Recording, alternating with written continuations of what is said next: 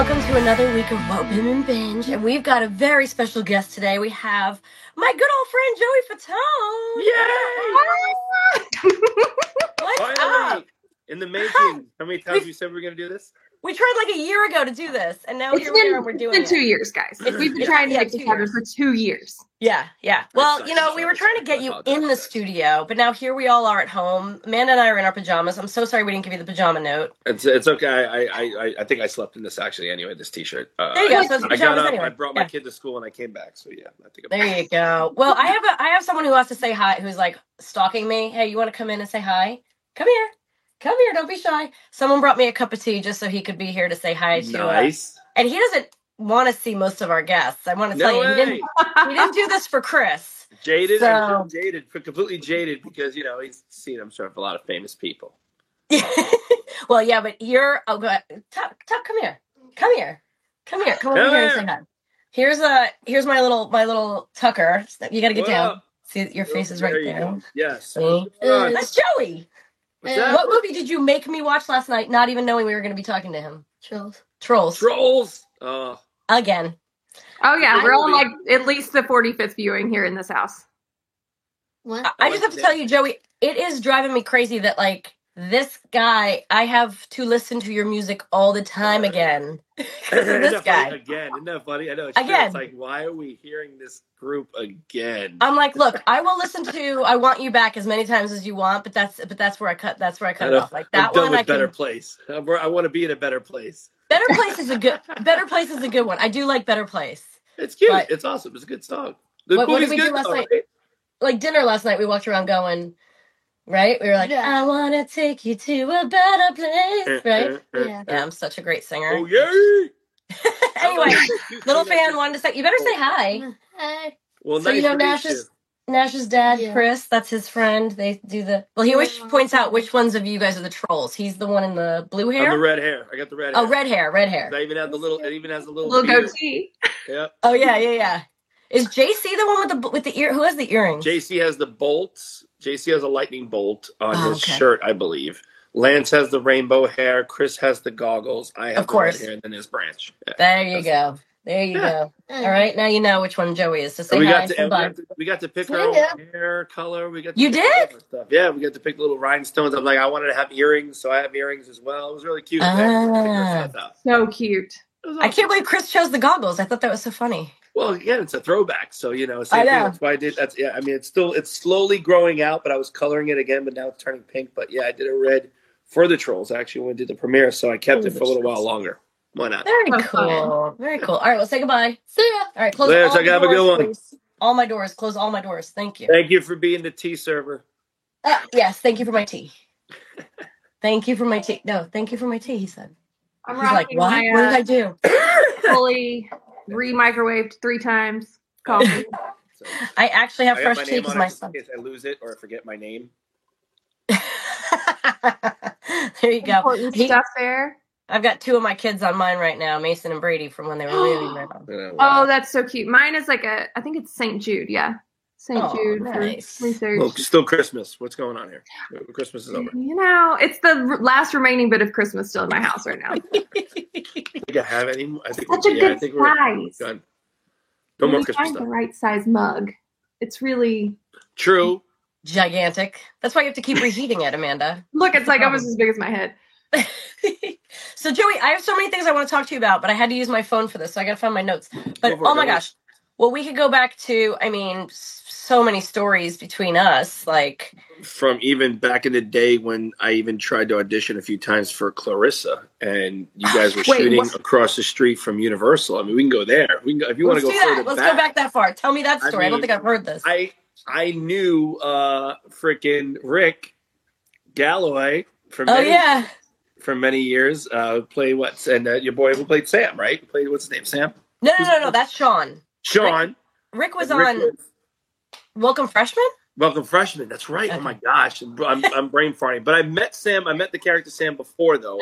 Even before I think I met you, and we lived right across the street from Universal Studios where they shot, where Nickelodeon Studios was, because I was at the Dr. Phillips High School, which is literally right across me the street. too. We both have degrees from there. Yes. Yeah.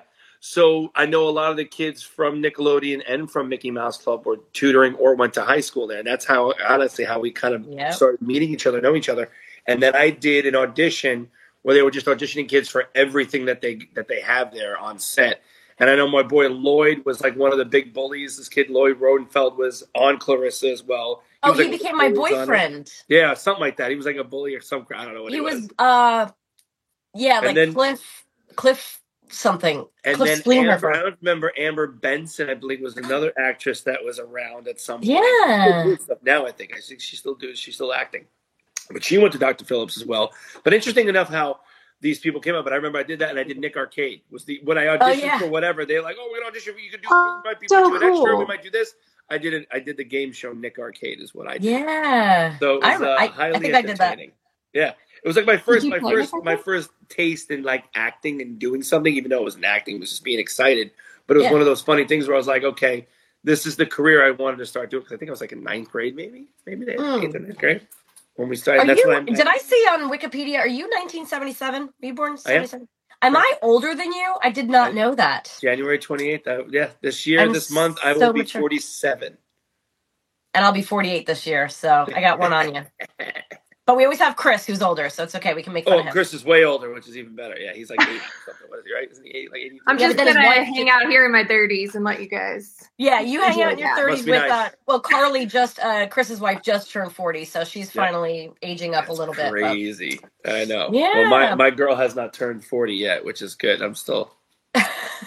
They say you're only as old. Well, my whatever age your partner is, that counts for you too. It's fine. Yeah, she's 30. She's 38 right now, so she's. My husband's 46, and I always say you're only as old as the man you feel. So see, there you go. Now that we get older, the things that excite us, I'm like, yo, check out my new refrigerator. Yes. Okay, I'm back. Soda shelf. Yeah. And then I have the ice that has 2 different types of ice. One makes it bigger, one makes it smaller. Do you get the little round ball ones? I just got that. They're like the little cubes though, but there's small ones and then there's bigger ones. And then they have the little drink caddy where you open the other thing up and it has a pitcher that automatically fills up. You got the Samsung with the front. Yes. I did too. I just got it for Christmas. Yeah. See how excited we are about this air I put my pictures on it. I stand in front of it and watch the pictures go by. I'm like, Well, there it is. I was going to do the TV one, but I didn't. I did that one because I was like, when am I really going to stand in front of the TV that long? But it has the drink drawer. It has the soda. Oh, it's awesome, amazing. I love it. I'm excited. Yeah, things we get excited about now. I know, right? I'm like, I got a bathrobe, but that's like an SNL skit, right? Like, and I got a robe. Like, the mom robe. Yeah. And I got a robe. I love my robe. It's so cozy. It's like, but meeting you and being at Universal and working at Universal and stuff like that kind of opened up the doors and acting for what I wanted to do. And that's kind of where it started. And oddly enough, as far as, being in the backyard of Nickelodeon and knowing what was going on and shooting. And that's kind of how it started, and knowing you. And I think later on, obviously the years went on, we started doing things. And then that's when we actually did your episode, when we started doing stuff with NSYNC. We did, Sabrina, which was fun. Yeah. And I think we always ran into each other. Like, I feel like most of our encounters were like, backstage at award shows, People's Choice and the TRL. I hosted the American Music Awards one year with Brandy, and I think we spent a lot of time with you there. But then I remember there was one award show. So I've talked about this before with Chris on the show, but like when 9/11 happened, and I was with you guys on Turks and Caicos Island, and then like.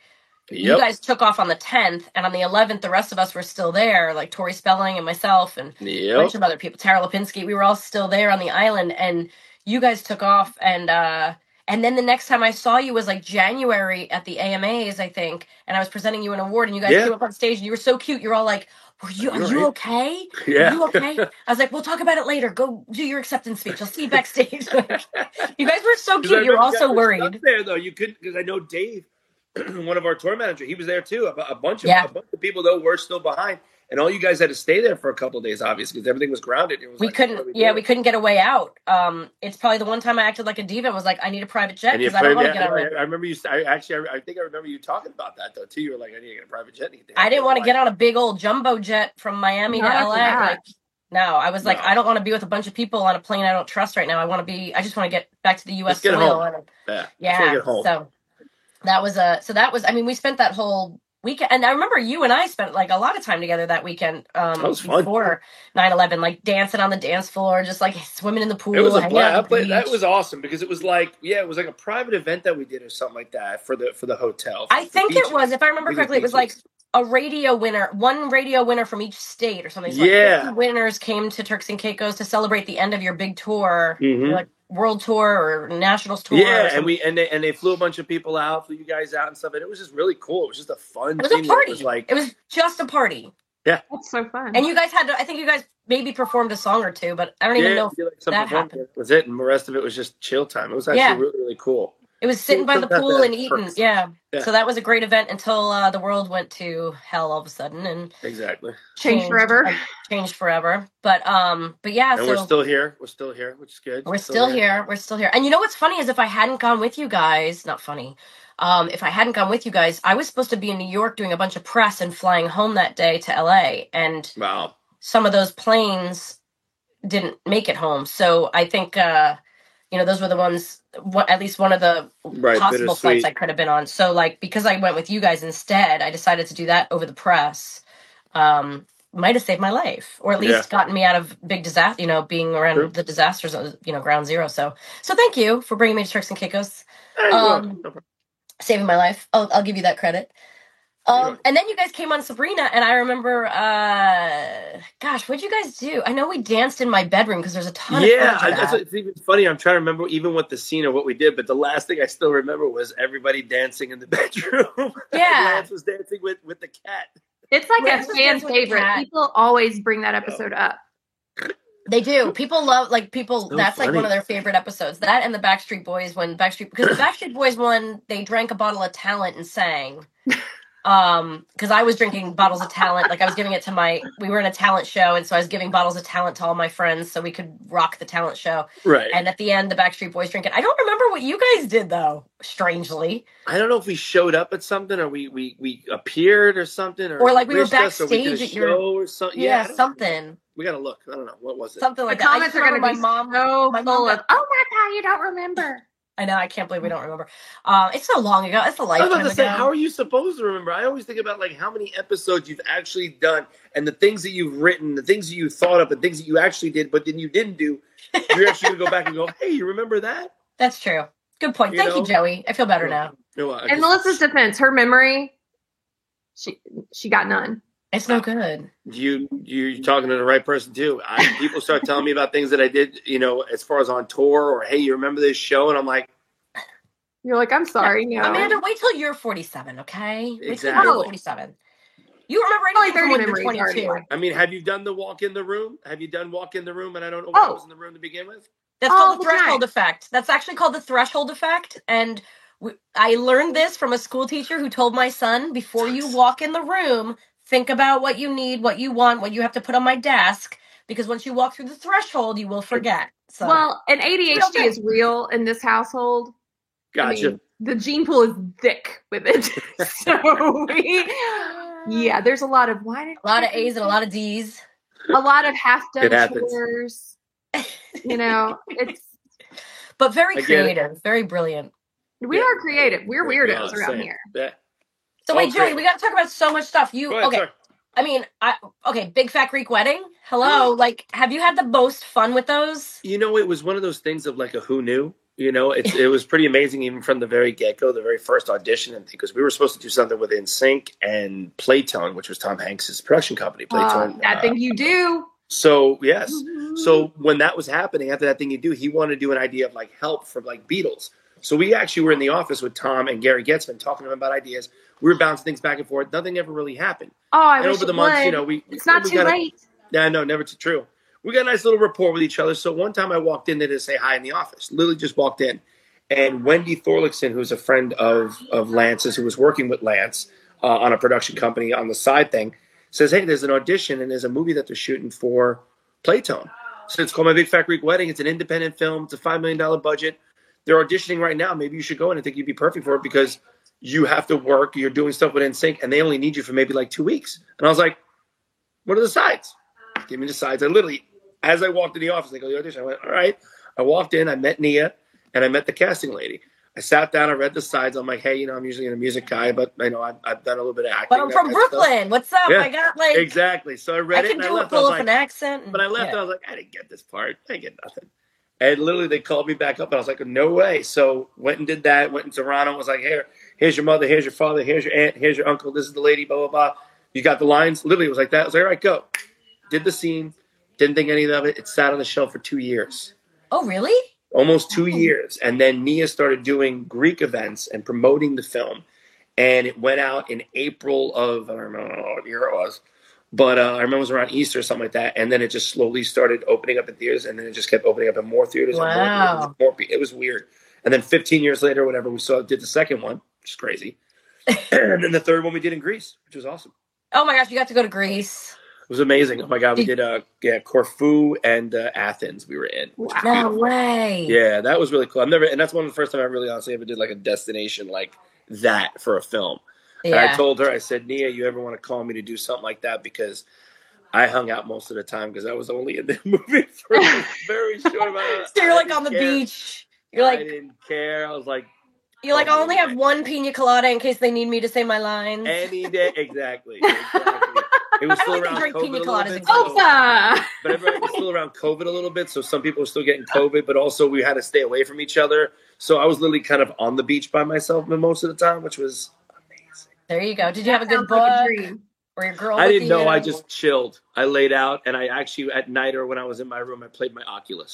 That's what I did. That's a good thing to bring with you. It's amazing. Idea. You can watch movies or play games. It's amazing. It's amazing. Okay, I have to ask you a music-related question. So you did a lot of Broadway too, right? Mm-hmm. Can you name some of the shows? I did Rent on Broadway. It was my first Broadway show. I did Little Shop of Horrors. I forgot about that. I did Little Shop of Horrors as well as a big-ass Seymour. I was Audrey. Awesome. Not Audrey. No, I was the plant. Audrey. I was Audrey 2. Audrey 2. I was Audrey 2. I was, but not on Broadway. In high school. Right. I love it. Well, we all did many productions in high school, but I did off Broadway as well. Though I did a few. What did I do? Pittsburgh, in the Benham Theater. I did 42nd Street, and I also did The Producers, where I played Franz Lemkin, and then I did Rock of Ages in Vegas, where I played Dennis Dupree. I love Rock. Wait, where did you do Producers in New York? No, in the Benham Theater in Pittsburgh. Oh, okay. Summer stock. Pittsburgh. That's cool. Oh, very cool. Which one of those things are pretty amazing that people really don't maybe not know much about. But when you do like a summer stock show, or when you do the summer shows, especially in Pittsburgh at the Benham Theater, it's called. They do probably about 4 or 5 productions, but they do major productions, like major productions. They do the rehearsals in 2 weeks. Now, I mean the whole show in 2 weeks. Oh. So a lot of the people have done the show before that have like the big roles, but they'll throw people in that have the small roles, they'll throw people in.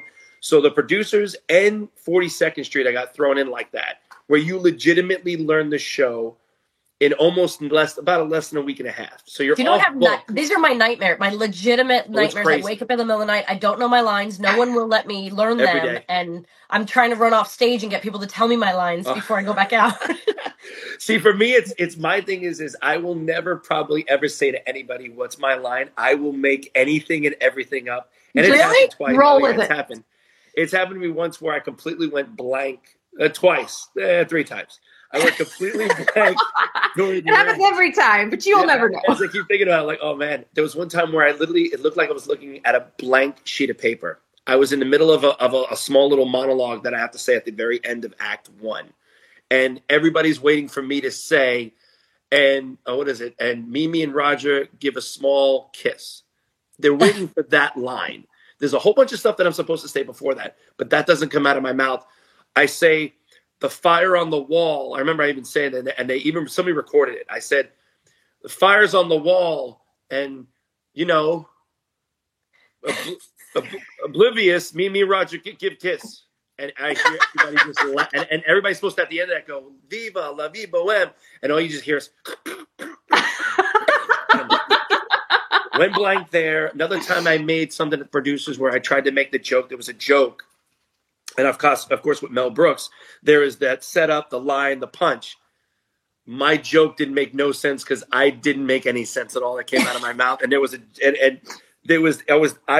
joke, and there was the punch, and the other guy was supposed to say the punch, and the punch didn't make any sense. Oh my and he God. looked at me and went, and I can't remember even what the line was that he said. But he goes, I didn't like it either.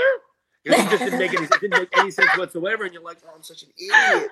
It's probably one of the most nerve-wracking things in your life when you go up there and it just becomes blank, or that person's saying that line and you go, okay, here comes my next line. What is it? Yeah. What is it? Oh my God, what is it? And I know I have the next line, but I don't know what it is.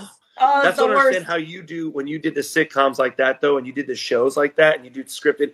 And obviously, you're used to it, and you know the rhythm, and you're the one. Again, a little bit different since you're knowing a lot of the scenes where somebody comes in, and I'm like, okay, I'm coming in as an actor, I'm reading this stuff, and your mind just goes somewhere else. The times I can never remember. It's so funny. If I have the first, and I notice this with a lot of actors, if I have the first line in a scene, I don't know what it is. Like sometimes if the dialogue tracks, like on Clarissa, the dialogue didn't track. Like on Clarissa, well, I had monologues, so I had nothing to go from. I had to make my own segues in my head, and I'd have to start memorizing those on Sunday to record on Thursday. Ugh.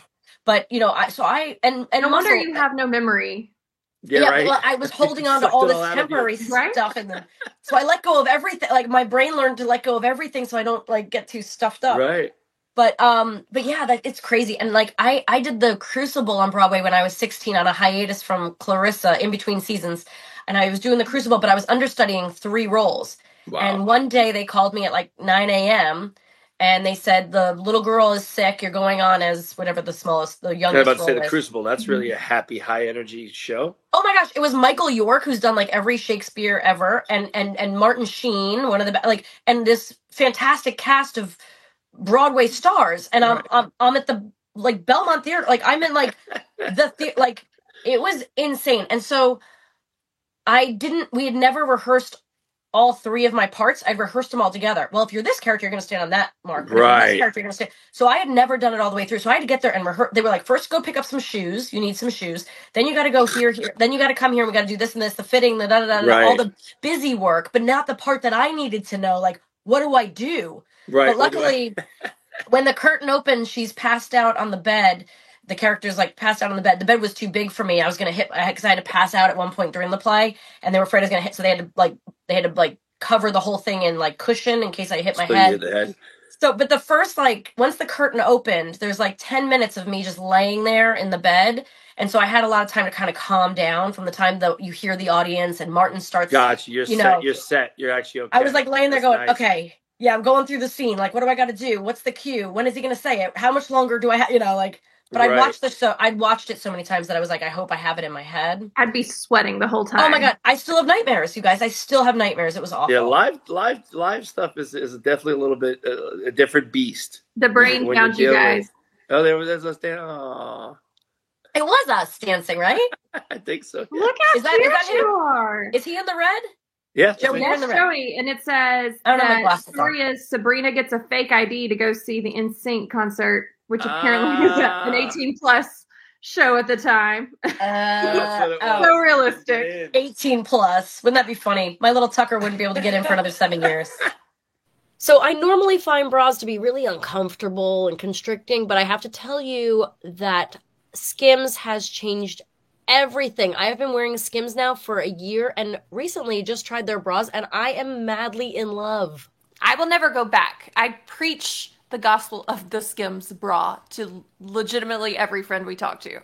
Yeah, even the underwire bras I'm wearing all day, I barely notice I'm wearing them. I don't want to take them off, rip them off me when I first get home. No, and historically that has been me. I come home, I take off my hard clothes, aka the underwire bras and the jeans, and I get into my soft stuff. But with Skims, I don't feel like I have to do that anymore. No, and Skims is also creating the next generation of underwear and bras for every body. And it literally fits every body. Yeah, right. I'm telling you. I'm actually wearing mine right now. I'm wearing my Fits Everybody push-up bra in Onyx. Me too. I'm wearing my Fits Everybody t-shirt. Which I love the push-up too, but the t-shirt bra is it goes with everything. Y'all, I'm in pajamas right now and I have on a bra. Why? Because it makes me feel good. But then when you take the clothes off, date nights just got better because it's so comfortable you don't even notice you're wearing them, and then you all of a sudden you're in your sexy little, skimpies and yeah, happy Valentine's Day to us. Right? Skims bras are made with innovative technology to give you the best shape and support. Plus, every bra is designed with the comfiest and softest materials, so you'll feel like you're wearing nothing at all. Yes, Skims offers a complete system of bra solutions for every need and style, and their bras are available now in 62 sizes from 30A to 46H. It's incredible. Believe the hype. I'm telling you, we love these things. We would not tell you about them if we didn't love them. We live in them. Skims has over 100,000 5-star reviews for a reason, y'all. Yeah, Skims bras are now available at Skims, SKIMS.com. Plus, you can get free shipping on orders over $75. And if you haven't yet, be sure to let them know that we sent you. After you place your order, select podcast in the survey and select our show in the drop-down menu. Yes, please support the podcast by letting them know that you love our podcast and you love Skims. And if you're looking for a gift for your Valentine or for yourself, Skims just launched their best Valentine shop ever, also available at skims.com. Thank you, Skims, for sponsoring What Women Binge. Wait, so back to singing real quick. What is a explain to me what a baritone is. Baritone, well, there's obviously different levels as far as pitching is, and there's women's side and men's side in a sense. For the men's side, as far as vocals, there's a tenor and a baritone, but there's also tenor 1, tenor 2. There's also baritone and a bass, and those are the different vocal levels. So you have tenors, baritones, and basses. So the baritone is in the middle. So singing is the middle notes, the lower. It's not the low note, and it's not the high note. It's the notes that are in the middle is more like the baritone. Give me like in sync. Who is who? I'm like the baritone. You're the baritone, but who's Chris is the high note. Chris is the high. Oh, Chris is the high note. Chris is the highest. JC and Justin fill in the lower one, which is usually the melody of the notes of the song. Then I'm below the melody, and then Lance is below me. So that's the 5. So Lance has the deepest voice, and Chris has the highest. Correct. So that makes sense. I just watched your Masked Singer because I did that last year at the advice of Chris, because Chris had just done it. And I called him. I said, "Do I do it or not?" Because I don't. I don't. Right? Why not? Sing. Fun. Yeah. I do not sing, and I was like, "Am I going to do this? Because I'm going to vomit just thinking about it." And he was like, "You have to." Literally texted me, "You have to do it." Yeah. And so I did it, and I just watched yours. You were incredible. First of all. And that's where I realized, like, I don't think a baritone. I thought a baritone was like a bass. I thought you were the lowest. Yeah, no, I wasn't the lowest. So that's a baritone can go from like he can actually sing a little bit of the bass and a little bit of tenor. It's just where it's the lower points or the higher points where I can't hit. So like notes that I can do falsetto, I can hit with Chris, but he can hit notes a lot higher in his regular voice as opposed to a falsetto. Okay. So that's the thing. So instead of me flipping into the high voice, he's full chest voice with a lot of those high notes, which is amazing. Yeah. Same thing with Lance. Never knew that. That's so crazy. I literally would have thought like Lance was the high voice, and maybe because of the sizes or something, like you're big and Lance is smaller. And welcome to our masterclass with Joey Fatone. There you go. If you and the females are soprano, alto, mezzo soprano, all this other stuff. So I think I'm an alto. I was always an alto in chorus, and then when I did my Masked Singer song, so how many songs did you have to perform on Masked Singer? I did all the way up until almost the finale. I got kicked off the top 4. I don't know. I did like 4 or 5 songs. Wow. Okay. Avicii, Wake Me Up, 'cause wake me up when you're so. I did Poison. You did La Vida Loca. Living La Vida Loca. I did My Girl, and I did Isn't She Lovely? So I think 5 or 6 songs. Yeah. And they were, the ones I saw, you were incredible. I was a guinea pig. It was the first season. So really?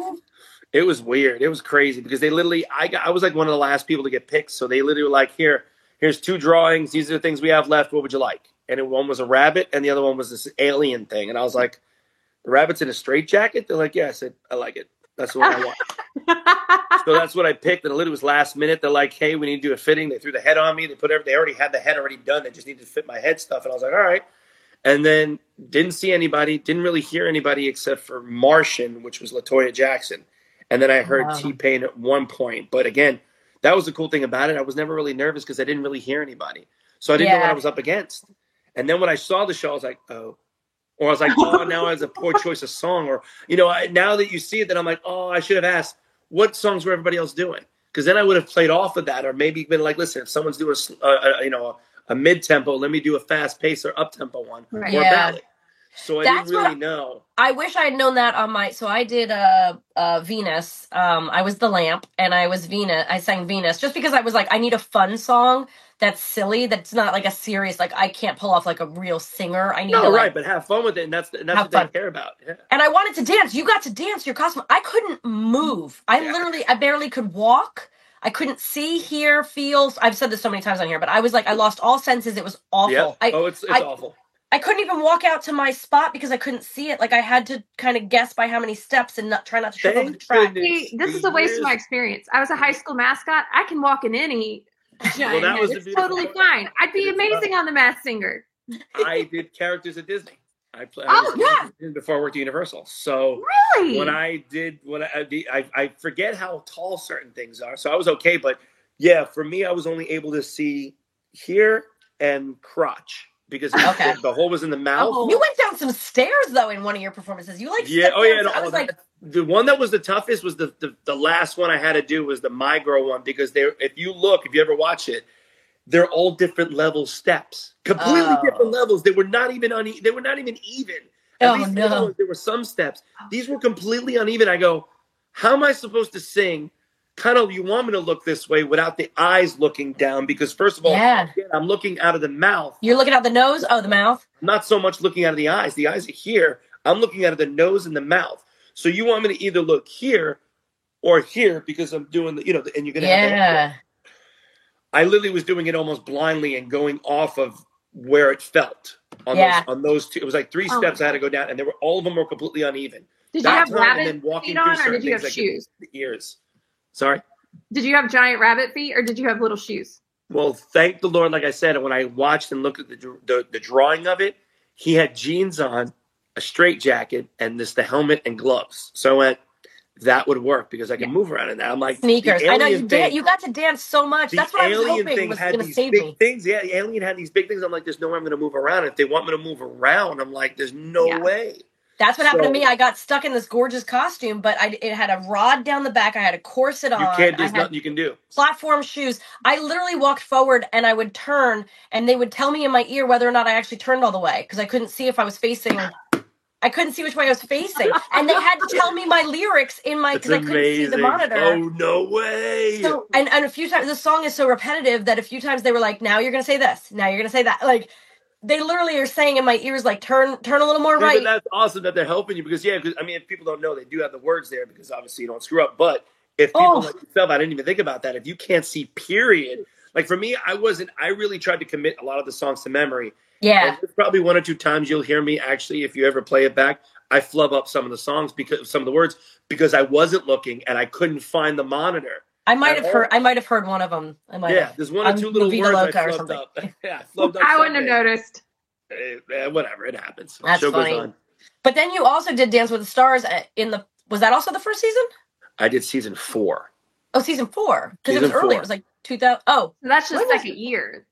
It was literally this. Yeah, exactly. Okay. I did season 4, which was like year 2. Yeah. Okay, I was supposed to do season 1. Believe it or not. Really, I got asked to do season 1 as well, and I turned it down. They asked me season 2, I turned it down. They asked me to do season 3. I went. How many people are watching the show now?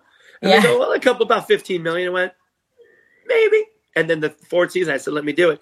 And I think it was like 23 or 25 million viewers watched that season. Wow. It was one of the higher ones of overall. And I was like, and again, no lie. That's why a lot of times people are like, well, why'd you do it? And I said, honestly, me and my manager talked about it to go, okay, obviously people know me as from NSYNC. How do I break away from that? How do I figure that out? What's the angle? And the angle was my personality. No one ever really saw my personality. So you saw me do Dancing with the Stars. Like, who is this whack job? Or who is this guy? That's what I always say, Joey. That's like, I say that's when I got my name back. That's when people on the street stopped calling me Clarissa or Sabrina, because all of a sudden, even though I was about to start doing Melissa and Joey. That hadn't happened yet, but I got my name back by doing that show. But I always consider myself a dancer and not I could never sing. Right. But I love dancing. So when they asked me for a season, I really wanted to do it, but I was in a deal with Fox and they wouldn't let me go to ABC. And then I ended up pregnant, like basically 2 years in a row.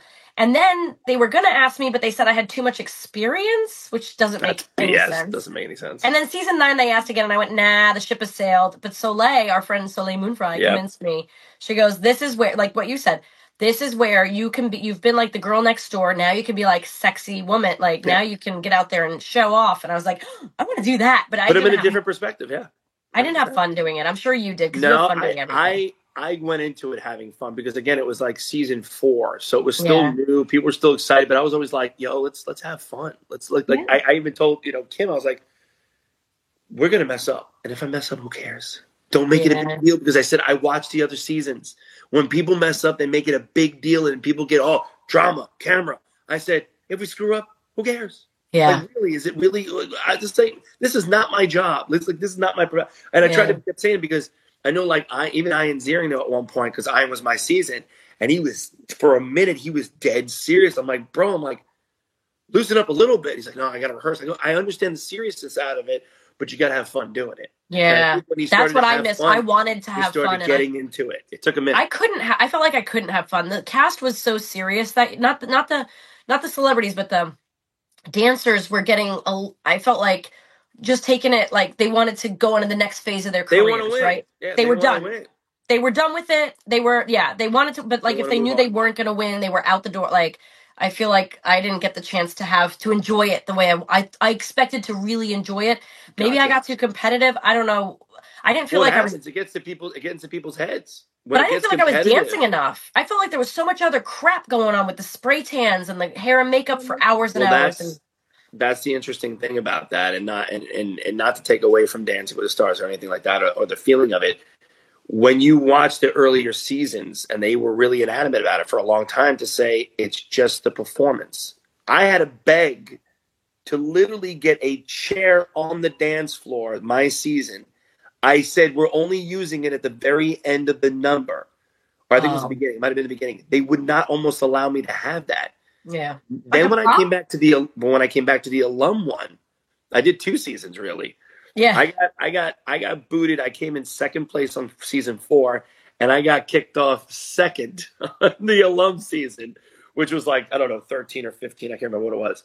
But all of a sudden it was production. No, we're gonna have dancers, we're gonna have this, that, and everything was so overly produced. And I was like, you're killing the fun at it. I'm sorry to say, but what it used to be is not what it is anymore, and you're killing the fun. By the time 9th season came around, it felt like, I mean, I don't know if it was like this in the beginning, but like the amount of testimonial interviews, the amount of like, hey, you're doing the Charles. You didn't have time to even dance. No, I never got to dance, and that's the thing. I didn't learn that. I still don't know the difference between a mambo and a salsa, and I did those, and I don't know the difference still. Right.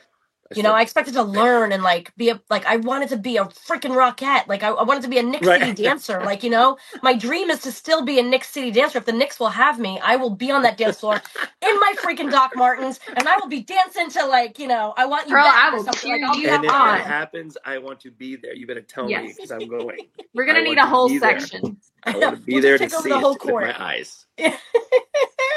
I will so do it in my 50s. Why not? A 50-year-old Knicks City dancer, Paula Abdul style. Why not? Paula's still dancing. She was a Lakers girl, but she's still dancing. I love it. She's still so freaking hot. Like, I saw a picture of her the other day on a red carpet, and I was like, how do you look better now than you did in the 90s? Like, what is this magic? She looks pretty much exactly the same. It's scary that she actually looks pretty much the same. It's incredible. I've seen her again at a couple of Comic-Cons. I just seen her not too long ago. And it's so weird how, she don't age. Hey, speaking of which, are you going to 90s Con?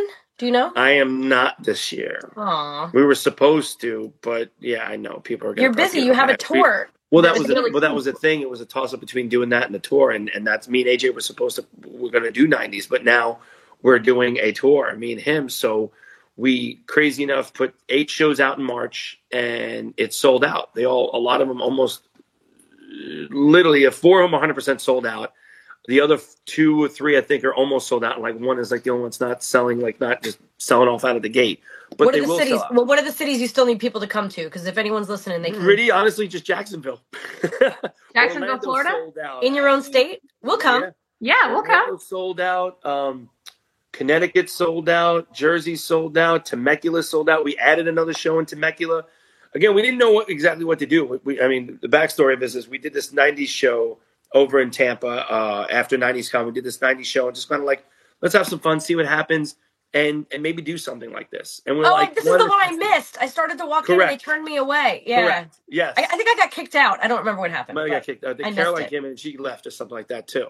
Oh, she said there were too many. There was there were too many people because there was a theater. There was nowhere to go for backstage, and that was the other reason why I was like, "Yo, you can come backstage," but there was nowhere to even see the show because backstage was on stage. Yeah. So I was like, either you're gonna come on stage or you're gonna be in the crowd with all the fans from the Comic-Con. Exactly. Yeah. So and not that I don't love the fans, but it was but it was awesome. Yeah, exactly. All day. And I want them to pay attention to you and not be like photo. Right. No, and totally understand that. But it was one of the things where we came out. It was just a blast. We had such a great time. So we're like, you know what? Let's see. Let's bring this tour out. Let's see if we can bring this show out on the road and see if people want to enjoy it. And I guess people want it. From what I'm saying, from people seeing it, people posting it, I guess people loved it so much that they want to see it. And again, for us, it's cool. It's something that you've never seen before. You'll see me and him singing each other's songs, singing other songs that maybe we haven't sung before in a long time, new songs that he's got. I know AJ's got a new album that he wants to put some new songs. So, and then we're going to do a lot of interactive stuff to where people are going to be part of the show, where we're going to have them ask questions, I think. Another thing is we have a wheel where we're going to be able to spin a wheel. We're going to write songs on the wheel that people submit probably. And then whatever the songs go, we're going to spin the wheel and whatever happens, happens. And literally it's like almost like karaoke because we did it one time and we had to do It Smells Like Teen Spirit, Nirvana. We've never sang that song before, nor should it ever be sung like that ever again. If you're a baritone, what is AJ? Oh, he's like a second tenor. He's a little higher than me.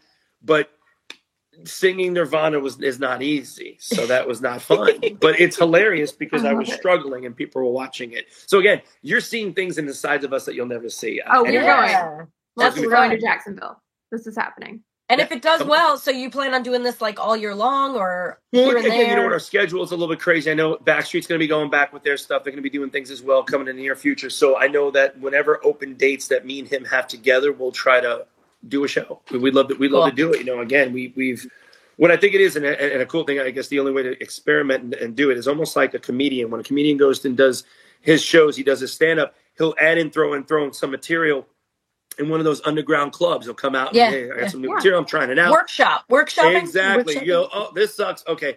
And that's actually what we're doing with these shows. These shows are a little bit, they're going to be solid shows, but certain areas are definitely going to be testing to see what the audience reacts to. That's kind of what I'm going to be doing with stand-up, actually. So I'll come to your workshops. You come to my workshops. We'll give each other good feedback. Done. And I'll just be that girl who no one knows, just waving and going, "You're doing it." Amanda's just the best cheerleader. So come on now. Yeah.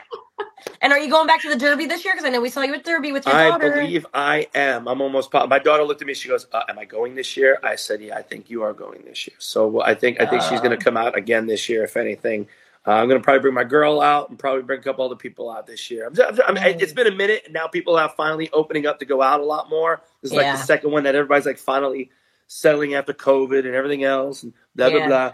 So it's, I think I'm going to be out there again this year. Are you going to be out there again? Right. Yeah, I think I'm going to try to go. I don't know my schedule, like with the strike last year and no work. It's like everything is right now, right? Everything's make 7 movies and we need all the Christmas and we need a series and we need, all this stuff is kind of hitting the fan. So we'll see what happens. I mean, I don't know. There's a lot of stuff in the works, but we'll see what hits, right? Throw all the spaghetti against the wall and see what hits, Cousin Angela. That's exactly what we do. And I think that's one thing I love about you. What? No, I said that's one thing that's good about you. I said you're a person that takes chances. You like to throw shit on the wall and see what sticks. Oh, I love to take chances. Not everybody does that. And not everybody, and that's why you are so I'm just saying, honestly, no bullshit. I'm gonna blow smoke up your ass. That's why you're so damn successful. She's not afraid to try something new. But Amanda's the same. Like, I'm like, hey, want to do a podcast? She's like, let's do it. A week later, she's like, here you go. Here's a set. Here's what we're doing. Like, and here we go. I mean, you never know until you try. That's the spice of life is you can do anything. Why not? Work leads to work, but you never know where that work is actually even going to come from. A lot of times it's going to come left field that you would never even expect it. Well, I have to say, like, doing Masked Singer was probably one of the scariest things I've ever done in my life. But I'm so glad I did it. If I hadn't done it, I would regret it the rest of my life. You know, but like it's funny. I got one of those vampire facials the other day, and my face was so red and like raw. But it was my son's birthday, and I was going to go out. And I sent a picture to some friends, like going out like this, and they're like, "Oh my gosh, please don't go out like that. Like, what if there's a photo of you that goes viral? Oh, they were so freaked out. They were being protective of me, but they were like, you cannot go out like that. And I was like, look, if the press wants to make a field day with what happened to my face, like, did I get punched in the face? Did I like have plastic surgery? Do I have leprosy? Like, let them have a field day with it. And then I'll tell them, like, I don't care. I rescued an armadillo on the side of the road. It was in distress. I got leprosy.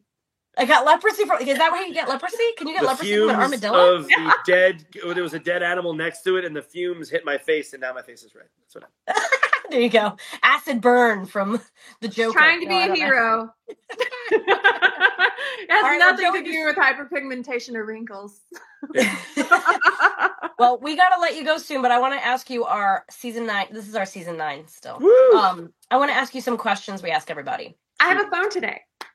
Oh, you have your phone. Yay. I don't, because I'm using mine for this. So I have my computer here. We'll see if I can see it. There you go. There's your phone. Do you have a hidden talent? I don't know. We all know all of your talents. But I don't know if it's a hidden. I mean, people know maybe about it. I don't know if it's a hidden talent, but I love and work with puppets.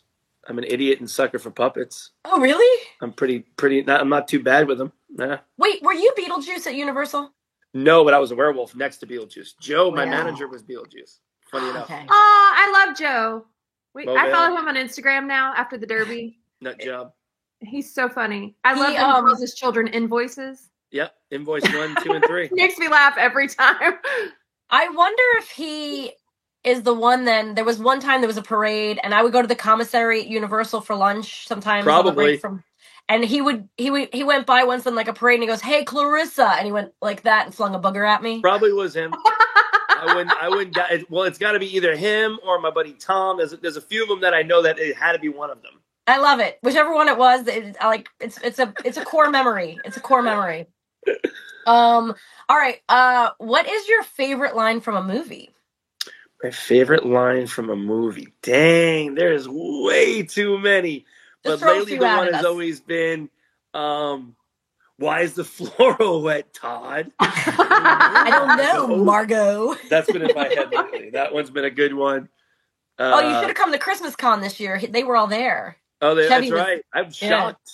Chevy was there. He was such a joy. He was so fun. Wow. Okay, Melissa, you do need to fix this, though, because Joey does need to be like a Hallmark movie or Lifetime movie. Sweet. I know. Right? We're trying to... We've actually talked about some other stuff once before. I've actually done 2 of them now. Yeah. Which 2? I'm not in the scene with all of them yet. Like, meaning I'm not cool with the It's time. All the Hallmark. But one's called The Wedding Christmas Planner, I believe. Oh, yeah. And the other one... And there was something else I did, and I can't remember the name of it. Okay, I'm hunting these down because I love this. Well, we gotta make you the leading man, and it's time. I'm never a leading man. Make me the funny sidekick. That's who I always am. No, but we'll change that. We'll change that. We'll change it. Yeah. Then you come to Christmas Con with me. We'll be the sidekick. We'll just be the funny lead guy. Yeah. That's. Mario Lopez has got the dimples going, so if you can just get a dimple going. He's the cute, good-looking one. I'm the but the funny guy is way better. Everyday Joe that people, want to talk to. Let's call it the Everyday Christmas Joe. I don't know. Oh, Christmas Joe. Or you call it Christmas Cup of Joe. He owns a show. I'm going to go write it right now. He owns a coffee shop. Yes. Let's do it. Alone. Wait, give me another favorite line from a movie. I feel like you have a bunch. My name is Inigo Montoya. Because my father prepared to die. Or As You Wish is another one that I love. Yes. That's my favorite movie ever. Princess Bride? Yes. I'm trying to think. There's too many lines. There's so many. I always say mine is, you remember Better Off Dead? Of course. When they're at the top of the hill, and the guy who played Booger and No!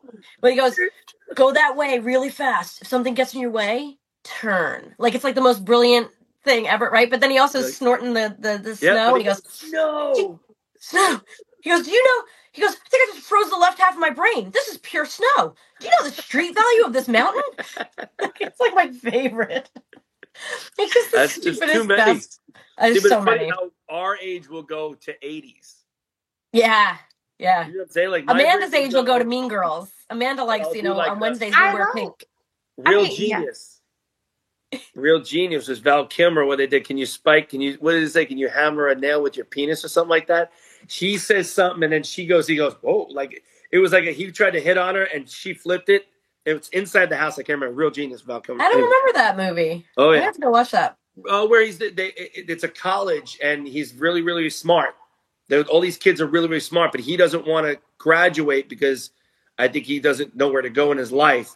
But he ends up helping out build like this big destruction laser, and then they end up helping it and not killing people and fixing it. It's called Real Genius. Okay, you haven't seen it? Check that out now. Weird Science is another. We can go for days talking about this. Oh, one of my Weird favorite. Science. I have seen that many times. Another one of my favorite lines is in Splash when Eugene Levy like is standing there with his cast and he's finally becoming the good guy even though he's been the bad guy the whole time. And he's like, stop to the car, and he dives out of the way and he's totally off frame and he's down in like a gutter and you just hear, "What a week I'm having." Yes. It's like my favorite. I like Splash when they go, "What's your name?" "Well, it's kind of hard to pronounce. What is it?" Yeah, and things just start breaking. Well, and I had to explain. I watched that recently with my kids, and I had to explain to them like Madison wasn't a common name because in this movie it was very strange that she wanted to be named Madison. And it's because of that movie the name Madison became like a thing. Yeah. Because before that you'd be like Madison Weird. Avenue. Right? Weird. Okay, what's your hype song right now or overall time? My hype song? Yeah, like when you're getting in the gym and you like want to you're boxing which I don't do. That sounds great. I'm trying to get Chris in the gym with me, so you got to come up to Nashville tough. and I hit the gym with us. I'll do it, but I hate working out. I'm trying to think. What's a good hype song? I don't even know what's a good hype song. Too many. I've been listening to. What am I listening to?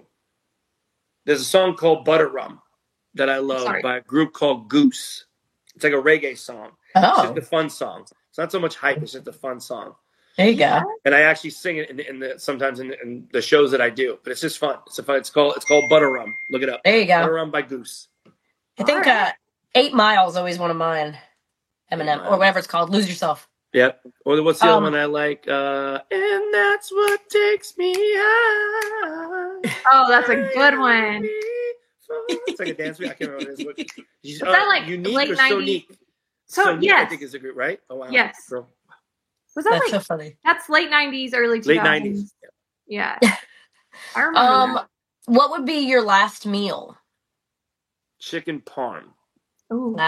True Italian New Yorker. True Guinea. I love it. You need a little piece of garlic bread on the side. You're and damn right. Maybe a little marinara with some mozzarella. You gotta have sauce. You gotta have pasta on the side. Yeah. What about your epitaph? We're going dark here. The hell is epitaph? What would it read? What would it read on your tombstone? Oh God!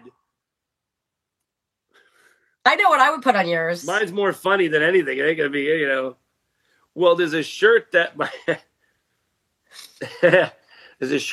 girl just got me, and it said, "What does it say again?" I went to walk the dog out. It said it's funny because the picture of it is just a rainbow, but it says, oh, what does it say now?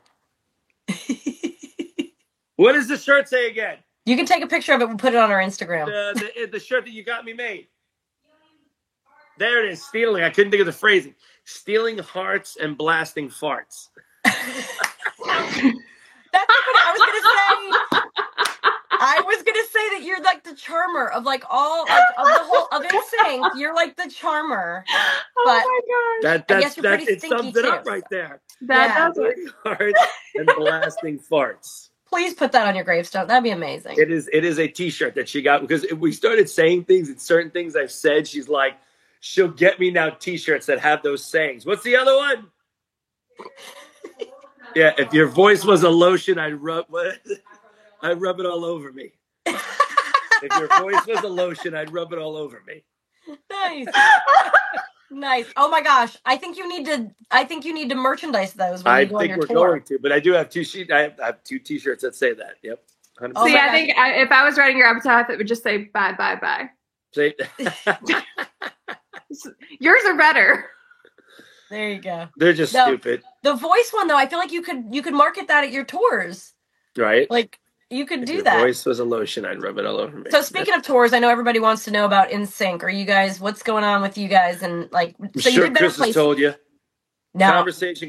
We have to have a conversation. We haven't had one yet that really needs to solidify whether we're going to do something or not. Everybody's been kind of doing their own thing. New Year's Eve came by, obviously holidays. Now things are starting to open up. People are starting to do their own thing. Justin's got his album coming out, and he's going to be doing some shows. So now it's going to say, hey, conversation of literally, do we want to do this after Jay's going to do his stuff? Are we doing it before, or are we going to do it at all? What's the deal? That's basically what it is. It's either we're doing it or not. What is it? Yeah. So that's it's literally the conversation we have yet to make yet. And you guys are so lucky you get to do that. Like, you get to say, like, you get to call your 4 best friends and be like, do you want to do this again? Like, everyone keeps asking me if I can do Sabrina, and I finally did actually look into it recently and was like, could I even do this if I, and I can't. Like, there's so much red tape. I don't know who owns it. We don't know who, you know. Well, that's the thing. Yeah. Again, it's years later too that we're kind of like, you know, we're older now and everybody has families. Most people have families or girlfriends or who's married, who's this. Yeah. So you're trying to figure out how do we balance all that? And everybody has their own personal jobs now. They all have their own stuff completely different from NSYNC. So it's like, how do we really do this and put this back in our lives? Because it will be a good chunk of our lives taken out. Just like you said, if you try to do Sabrina, that's a lot. It's a lot of work that goes in. And again, you've already done it. You're kind of a well-oiled machine-ish in a sense of whether you need to bring new people in or what's going on. Are you bringing the old people? Like what that is. It takes a long time, and it takes a big machine to make that stuff happen, especially as quick as you want it to happen. And now that you know the people that are the key points, people want it to happen just as fast, but it's like you need the time. Well, that's the thing. When people like Chris have a small child, you know, I don't know how old Justin's kids are. If does JC have kids? No, JC's the only one that's smart guy, has no kids. But Justin has kids, and then Chris has little ones. Yours are kind of bigger. Mine are kind of old. Yeah, I'm the only. I feel like you and I are at a different phase. Lance has twins, so it's it's so, crazy. Oh yeah. So I feel like, you know, with those of us that are older or have older kids, we can be like, all right, I'm ready to get back out there. I'm ready to, like, I don't have to be at every pickup. Starting. Although you're such a good daddy, like, we had such a hard time scheduling this because it was always around the time, because we always do our show around the time that you would be picking up your daughter. You're like, I can pick her up. Like, don't you have a babysitter? I'm like, can't she drive? Wait a second. Every time you text me too, I'm like, I'm driving. Or I'm like, yes, I'm doing this. But yeah, every time, usually when I'm home, I usually have my kid. My older one, obviously, she lives here now. She took a year off. She graduated college from Michigan State, taking a year off, working in a lab, doing all this kind of stuff. And then she's going to figure out what she really wants to do as far as, I think she wants to go back because she just took the MCAT. We'll see how that goes. But she just took that. We don't know the score yet. But the minute she took it, she goes, I'm probably going to take it again. I'm like, why? She goes, well, I know where I went good and I know where I went bad. So hopefully if I pass, great. But I think I know where I went. You can do better. Yeah. Yeah, I'm gonna figure out and do better. I said, all right, figure it out. But my older one, my little one will stay with me every time. I'm usually pretty much home. I work it to where I work 1 week, I have 1 week off. I work 1 week, I have 1 week off, and that's kind of what I've been trying to do. Sometimes it's 2 weeks, sometimes 1 week. But again, it's been so nice and flexible, and that's again why a lot of times doing shows like that and being able to put myself in a position where I can work for myself and do this AJ and Joey show where, yo, bro, you got kids, I got kids.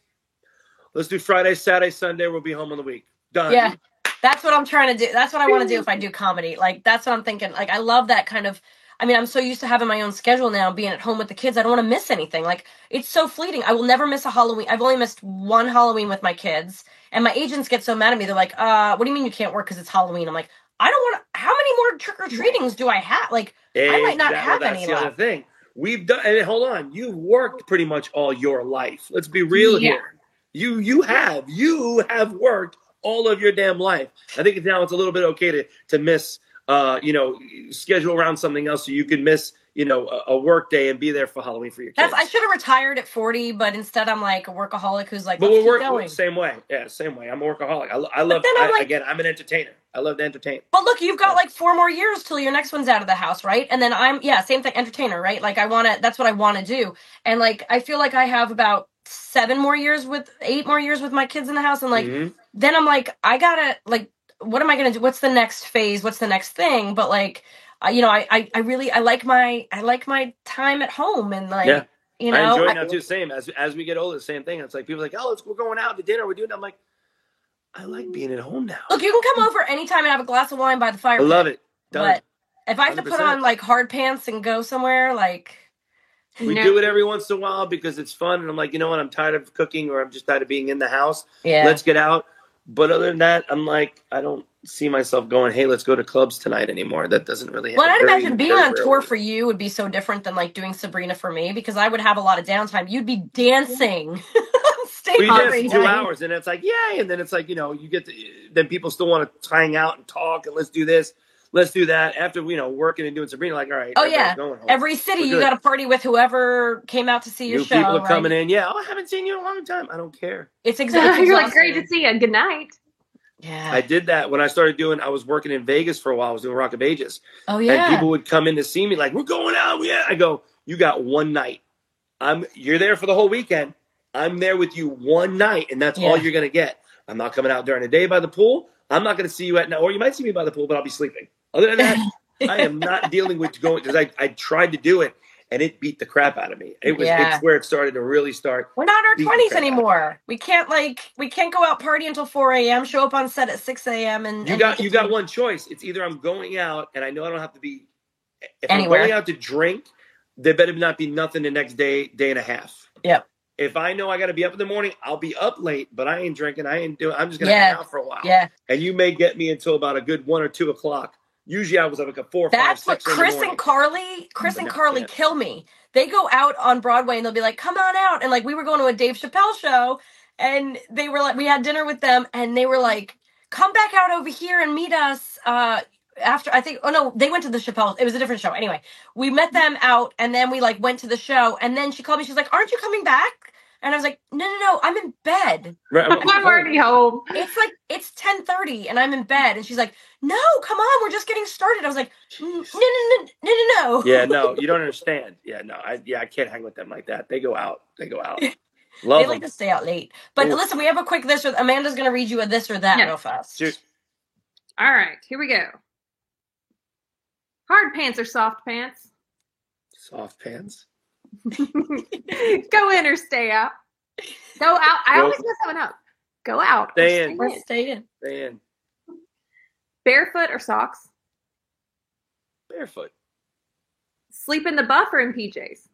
PJs. Or just in case there's a fire, right? Yeah, underwear, really. I don't really do buff, but I just do underwear. Do you still do boxers? Is it boxers still? Boxer briefs. Boxer briefs. Yeah. A little Tommy John, maybe?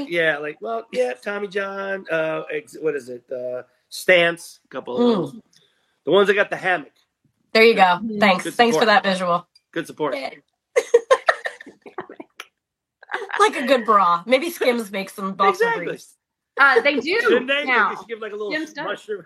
That's like you gotta get Skims. Has the nipple thing? Don't they have like the nipples? Yes, the nipple bra. Shouldn't they haven't sent us one of those yet. Helmet, the mushroom. No. We're doing it. Go ahead. Next question. Call Kim. Get her on the phone right now. I love it. No, we love our Skims. We're sponsored, and it's the greatest. I love it. Hot tub or cold plunge? Oh, hot tub. Yeah. I don't understand the cold plunge, y'all. My guys, it's with the snow here. My husband and my son, they've been pushing all the snow in the pool, and it literally looks like a glacier.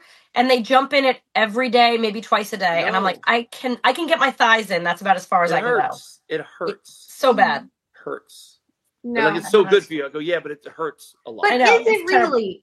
Like, is it really? Well, you're friends with Johnny Damon, right? Are you friends with Johnny Damon? I feel like he's a cold plunge kind of guy.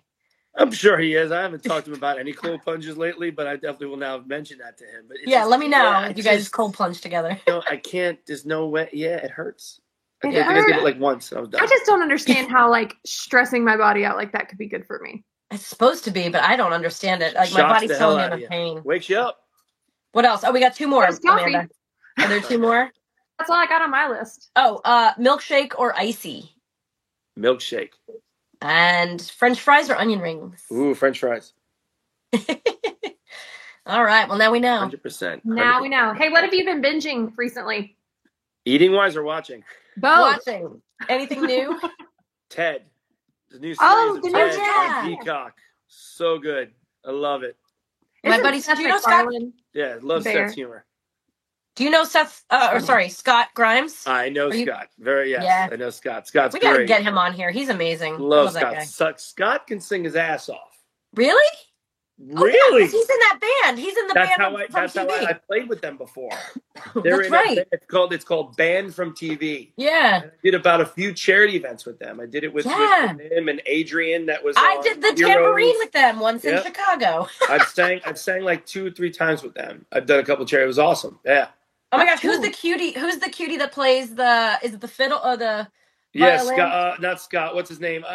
Blonde, right? Plays the fiddle. Yes. Spencer. Spencer. I knew it started with an S. Spencer. But no, that's his last name. He's on Chicago Fire, right? Chicago Fire guy. Oh, he's such a cutie. And I think he was on Grey's Anatomy. Oh, he's such a cutie.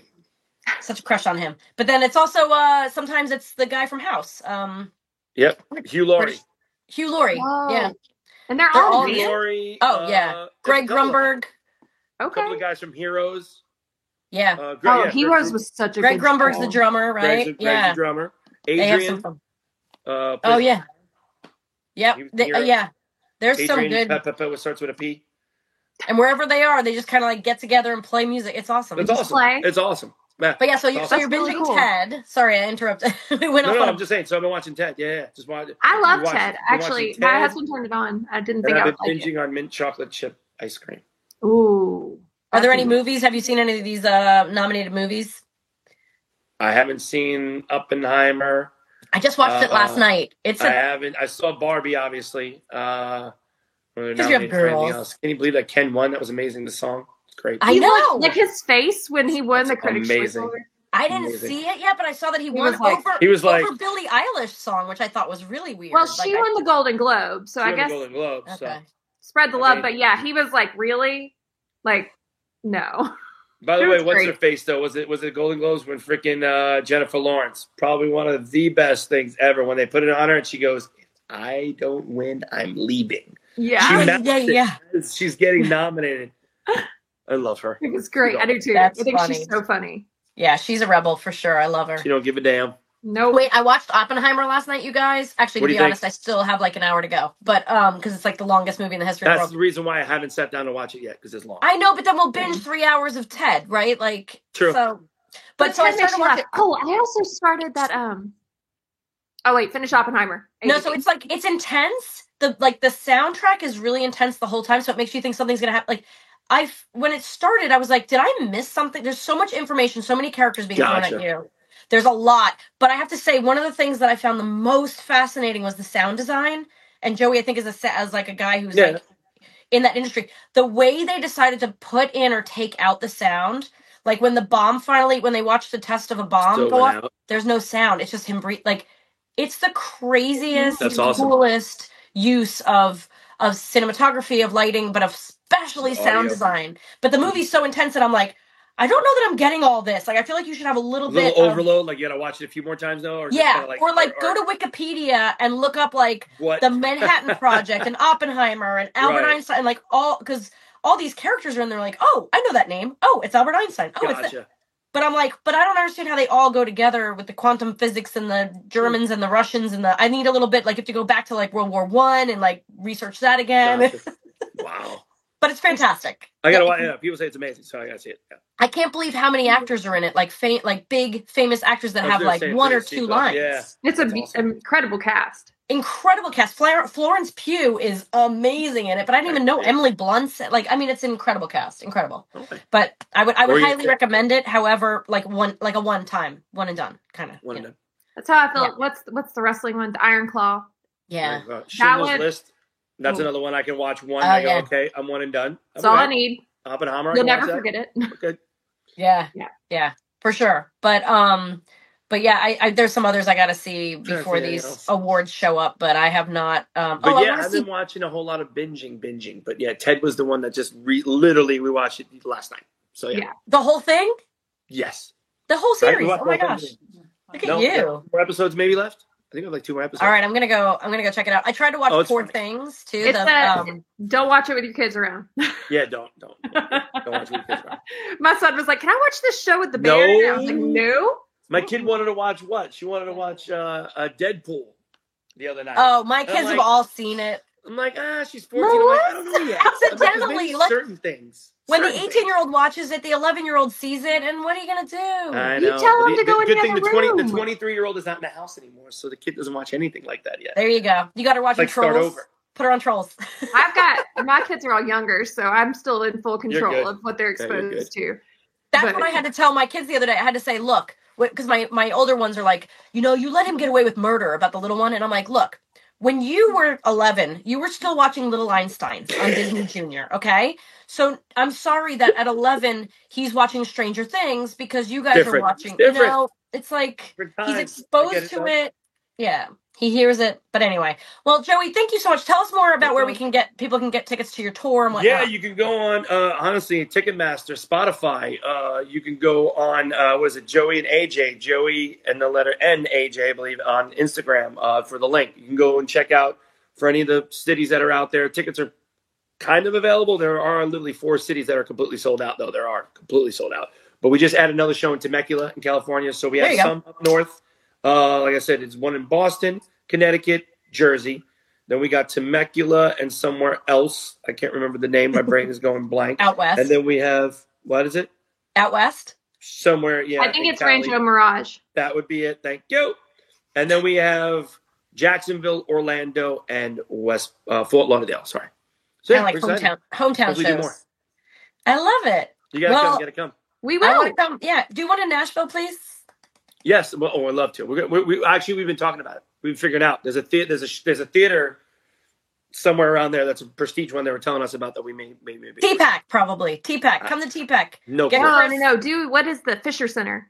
That would be we'll find out. All right. Well, have fun with that. And I'm sorry we won't see you at 90s Con, but I'll be there. I'll call you. All right. I'll see you at the Derby. All right. Definitely. 100%. You will. All right. Bye, thank you guys. Woman at what? Woman at binge.